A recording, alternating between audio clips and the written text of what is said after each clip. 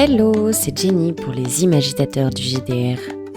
On retrouve un nouvel épisode de Au pays de Jenny, le podcast où on parle de JDR avec des gens extraordinaires.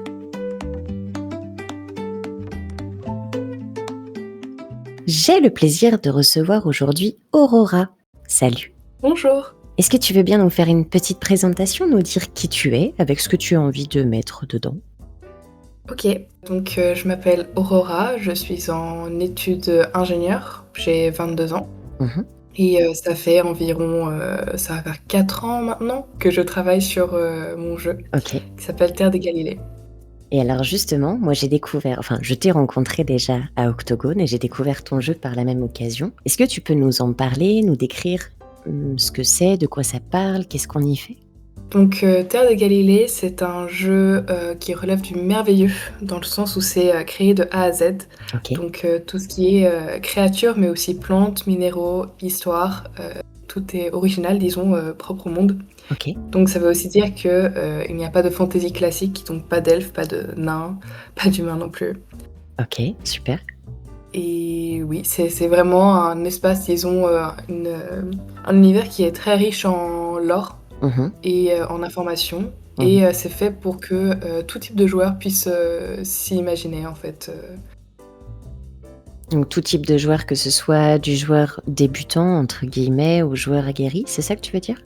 Oui, c'est ça et aussi, ces centres d'intérêt, disons, par exemple, il y a certains qui préfèrent, des campagnes politiques ou alors certains qui préfèrent des séances très light, disons, en humeur. Et il y a vraiment, du coup, l'espace pour faire tout type de séances au sein de l'univers. Ok. Et alors qu'est-ce qu'on y joue si on n'est pas dans du fantasy classique?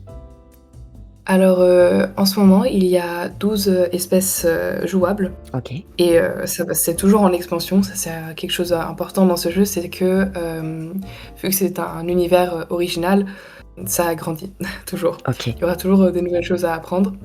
Dans ces espèces jouables, il y a des humanoïdes pardon, comme des non-humanoïdes. Mhm. Hem et chaque espèce a vraiment une culture propre, une biologie propre avec, vraiment, tout un système de level up, propre à lui. Ok. Et dans ton univers, j'imagine donc tu as bien créé l'univers, les archétypes, les créatures. Est-ce que tu as créé des scénarios? Est-ce que tu peux nous parler peut-être de l'ambiance? Qu'est-ce qu'on y fait principalement? Alors, donc Terre des Galilées, en fait, déjà, c'est un univers qui peut paraître doux. Disons, en fait, je fais pas mal d'illustrations, de l'univers également. Ok. Que tu dessines toi-même, je crois, hein? Oui, c'est ça et donc c'est un aspect assez doux, mais derrière ça se cachent en fait, des choses assez sombres, assez, réalistes. Donc en fait ça permet vraiment une dualité entre les joueurs qui veulent rester en surface, par exemple, c'est très accessible aux enfants si on reste, disons, sur des informations, sur la surface des choses. Mais si on s'intéresse vraiment au fonctionnement entre les espèces, entre toutes ces cultures différentes, on se rend compte qu'il y a vraiment du potentiel assez ciblé pour les adultes, quoi. D'accord. Et personnellement, dans ma campagne de test, c'est assez politique parce que je joue avec d'autres étudiants. Donc c'est Mhm. assez, oui, un peu sombre, des choses comme ça. Mais dans le kit de démo qui, va sortir dans, le but c'est que ça sorte d'ici, février et mars. Ok. Ça sera pas forcément, quelque chose de très sombre. En fait, j'aimerais justement proposer un scénario qui, peut rester, abordable pour ceux qui veulent rester doux Mhm. et alors, quelque chose de sombre derrière, quoi. Ok. Et là, dans ta campagne test, tu dis que c'est politique? Oui, donc actuellement mon équipe de voyageurs, en fait, ils sont, un peu coincés entre des tensions, entre 2 empires. Il y a l'empire, donc nordique et les terres des Galilées qui, sont des terres, disons libres, qui n'ont pas de souverain. Ok. Donc globalement dans l'histoire, du monde, l'empire nordique a, fait une invasion il y a vraiment des milliers d'années Mhm. et ça a causé une catastrophe, naturelle, immense parce que tout ça est lié à la magie, bien sûr. Ok. Et depuis donc, les terres galiléennes se revendiquent en fait comme libres, comme, disons, qui appartiennent à toutes les civilisations qui y habitent quoi. Pas à un seul, souverain. OK, au-delà même de indépendante quoi, ce serait vraiment plutôt des terres partagées à quiconque met un pied dessus? C'est ça. Après, bien sûr, quand on se penche sur les détails, on se rend compte que, c'est pas, un paradis, en fait. C'est encore une fois, c'est comme la vraie vie, c'est-à-dire qu'on peut très bien revendiquer quelque chose, mais la réalité peut être toute, différente. Oui. Hem, donc mais donc en fait, l'équipe, se retrouve et se rend compte qu'il y a une deuxième invasion qui est en train de se préparer. Une petite, mais qui est quand même assez dangereuse. Donc ils sont en pleine lutte là pour essayer de convaincre des personnes, pour essayer de comprendre mieux la situation, et ça amène à plein de choses, à la fois, parfois stressantes, mais aussi très drôles. Donc OK. Au-delà de ça, qu'est-ce que c'est les particularités, de ton jeu? je dirais vraiment que c'est, la quantité, de l'or qui est propre à lui, la quantité de travail qu'il y a derrière, par exemple, chaque, plante, il n'y a aucune plante qu'on connaît de notre monde, D'accord. ni dans tous les autres mondes, disons classiques, Mmh. qu'on puisse déjà connaître. Derrière toutes ces plantes, par exemple, chaque plante a, certes une illustration, mais aussi, parfois des propriétés médicinales, des traditions, des mythes.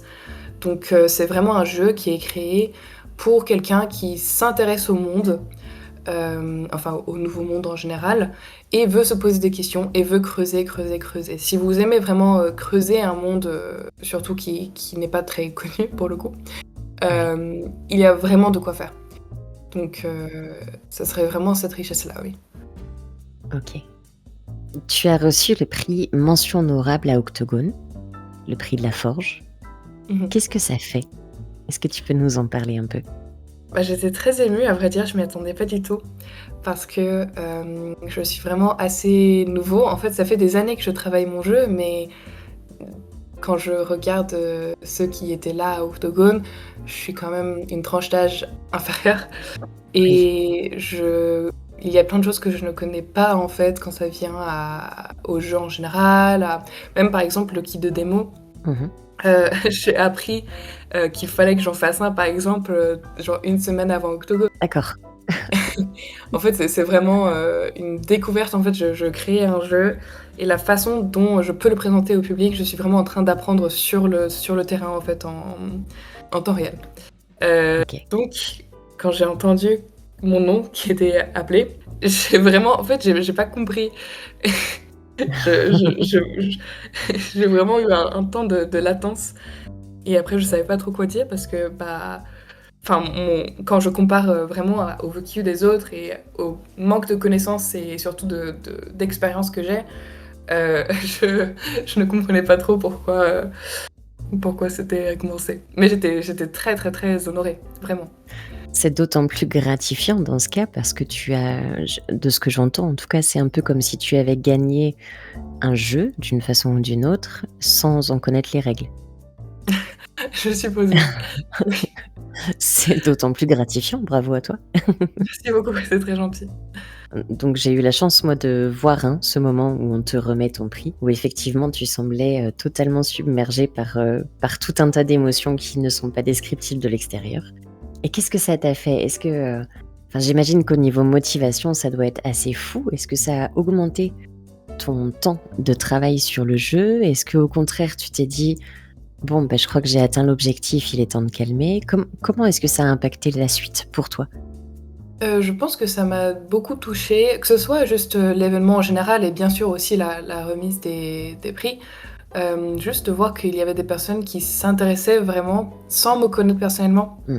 Par exemple, enfin mes amis, m'encouragent bien sûr parce que enfin j'aime beaucoup mes amis, j'ai beaucoup de chance, de les avoir. Mais quand c'est quelqu'un avec qui je n'ai pas de relation personnelle et qui quand même s'arrête devant mon jeu et s'intéresse à ça, c'est hyper touchant. Mmh. Et bien sûr, du coup, avec la remise de prix, c'était ça fois 1000.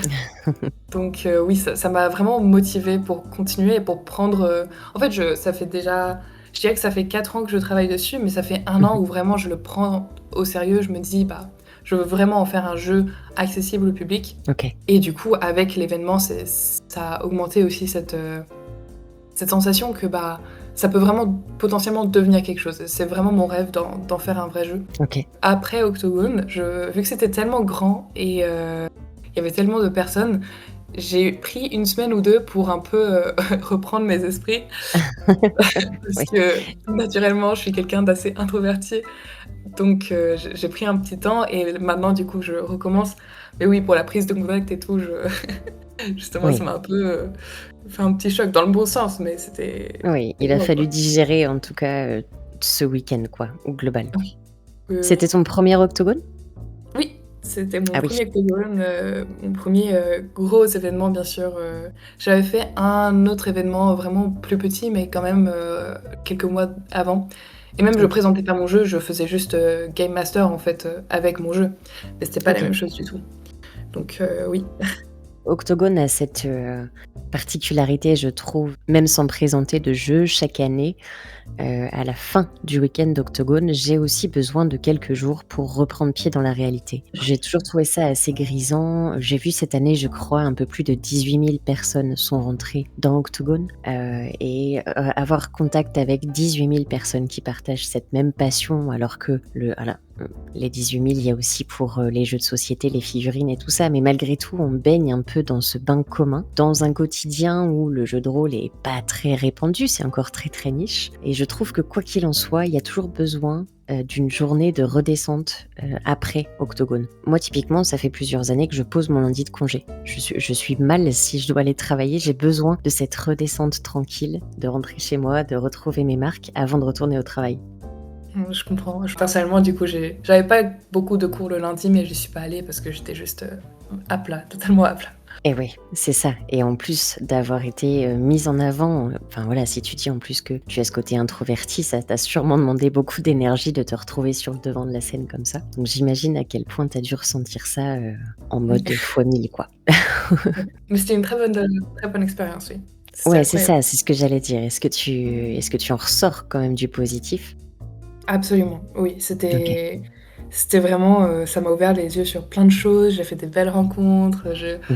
en plus, je me suis vraiment sentie, à ma place, disons, Ouais. enfin, quand j'étais avec les autres, du coup, créateurs de la forge, et juste voir que, bah, je suis pas le seul, en fait, sur ce voyage, qui essaye de faire un jeu et je c'était hyper, hyper touchant, quoi. Ouais. Excellent. Comment est-ce qu'on te retrouve sur les réseaux sociaux aujourd'hui? Où est-ce qu'on peut suivre l'évolution de ton jeu?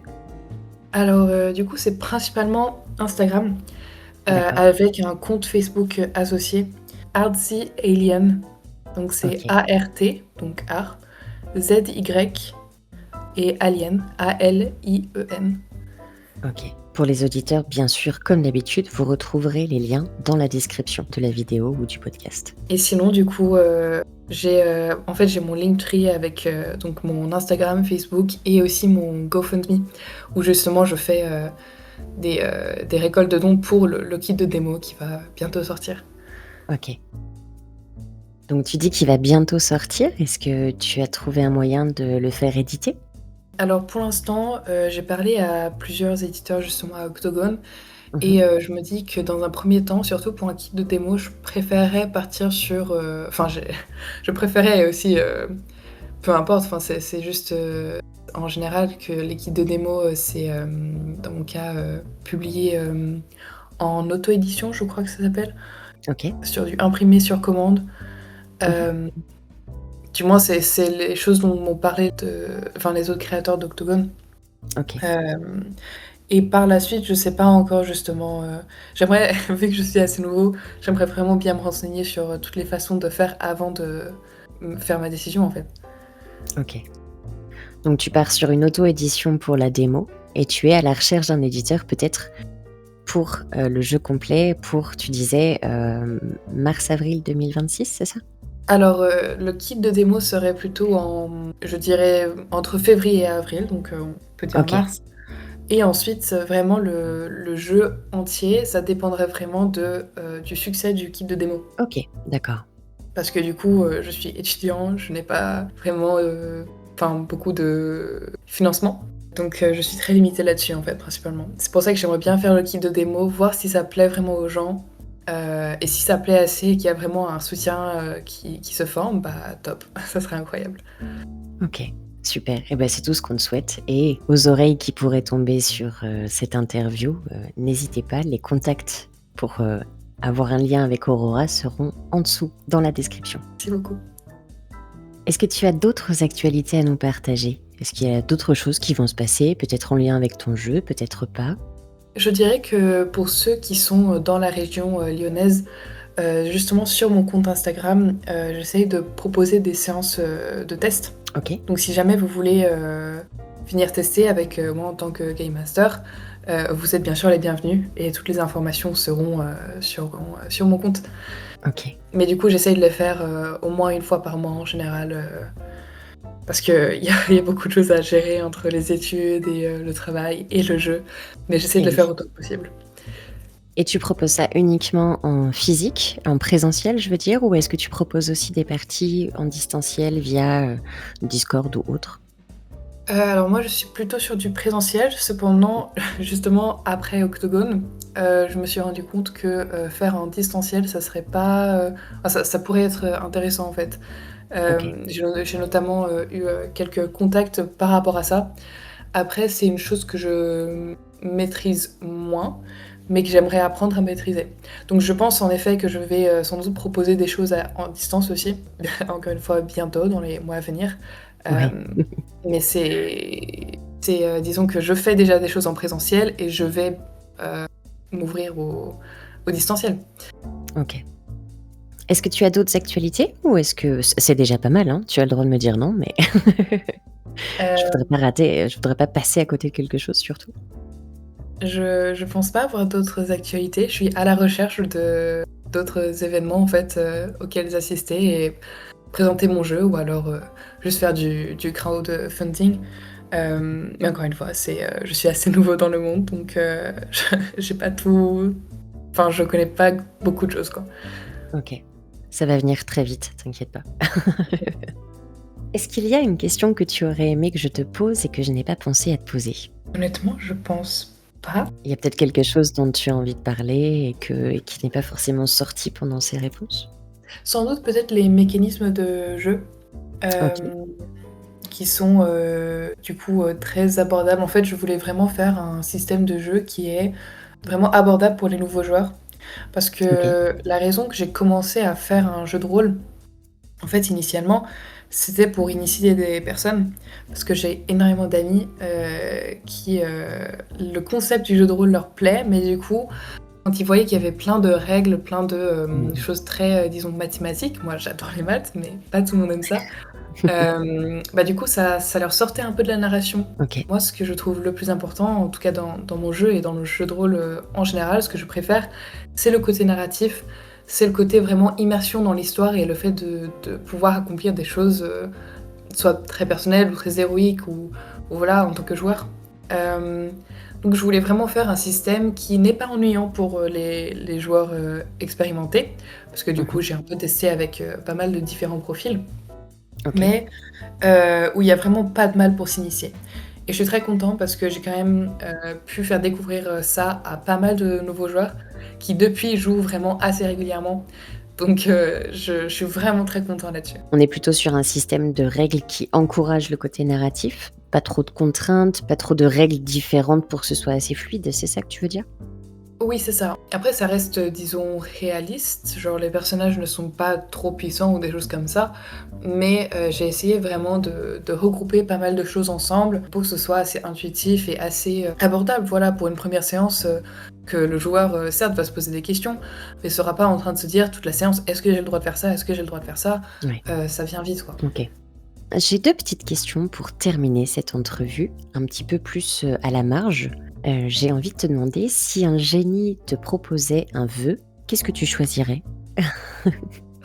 Tu as le droit de prendre ton temps. OK. Mais en fait, je le truc avec les génies, c'est que j'ai l'impression qu'ils trouvent toujours des failles dans nos vœux. C'est vrai. Vraiment juste, si tu avais le droit à un vœu, qu'est-ce que tu choisirais? Sans contrepartie, sans piège. Ça peut paraître peut-être un peu bête, mais je pense que généralement, si les humains pouvaient avoir plus d'empathie les uns pour les autres, juste en trait intuitif, ça serait vraiment une belle chose. Mmh. Un peu moins égocentré en tout cas, c'est ça? Une sorte d'intérêt vers l'autre?